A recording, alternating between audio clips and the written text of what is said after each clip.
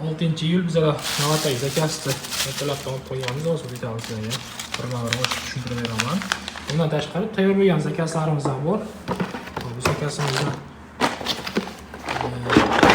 ishlab chiqarish six uchuniga ko'rishinglar mumkin. Buni 16 dona yasaganmiz.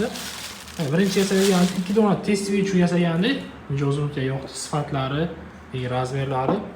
Bundan yana 16 dona yasaganmiz. Mana detallarni ko'rishinglar mumkin. Anchagina mustahkam plastmasalardan yasab berganmiz. Bugun olib qo'ygan zakasimiz juda ham kichkina detal hisoblanadi ekan.